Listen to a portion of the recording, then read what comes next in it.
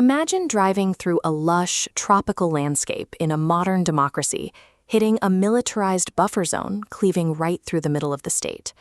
Overnight, communities that traded and lived side by side for generations found themselves completely cut off, trapped on opposite sides of a heavily armed border. When extreme violence erupted here in May of 2023, tens of thousands of people were forced to flee their homes. Entire neighborhoods were reduced to ash, leaving families living in temporary canvas tents. The government had to deploy tens of thousands of heavily armored Rapid Action Force troops, essentially putting the region under military lockdown just to force a fragile standstill. So, how does an integral Indian state tear itself apart so rapidly, and so completely that its citizens can no longer cross district lines without risking their lives? The speed and totality of this collapse follow a logic dictated by the physical ground these communities stand on. Look at the physical landscape of Manipur. The geography here is strictly divided into two distinct zones: a flat central valley, surrounded on all sides by towering, rugged mountain ranges. That central basin, the Imphal Valley, makes up just 10% of the state's total landmass. But because it's flat and arable, it holds the vast majority of the population.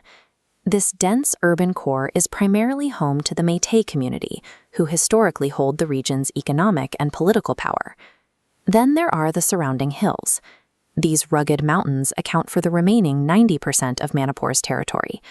Due to the harsh terrain, they are sparsely populated, primarily by the Kuki-Zo and Naga tribal communities. 10% of the land holds the majority of the people, while 90% holds the minority. That severe spatial imbalance is the underlying fault line of this entire crisis. For decades, this geographic divide has been cemented by a specific constitutional safeguard known as Article 371C, a law explicitly designed to protect the ancestral lands of the hill tribes. It functions as a strict one-way street. Hill tribes can legally purchase property and settle down in the valley, but valley residents are legally barred from buying land up in the hills. Over time, this created a pressure cooker effect. The Métis population in the valley continued to grow, feeling increasingly claustrophobic and geographically trapped inside their unexpandable 10% territory. That anxiety compounded when conflict next door in Myanmar pushed waves of refugees across the porous border, sparking fears in the valley that land and resources were rapidly running out. Meanwhile, up in the hills, the tribal communities were developing an existential dread of their own. They watched the valley-dominated government launch eviction drives in forest areas, fearing a slow, systematic erosion of their territorial and political rights. Long before a single shot was fired, Manipur was locked in a dual security dilemma. Both sides looked across the topographic divide and genuinely believed their cultural and physical survival was under threat. That tension finally snapped in May 2023, following a High Court recommendation to grant the valley-dwelling Métis scheduled tribe status. For the hill tribes, the math was terrifying. If the dense, politically powerful valley majority gained tribal status, that constitutional wall protecting the 90% hill territory would instantly dissolve. Tribal student groups organized solidarity marches to protest the ruling.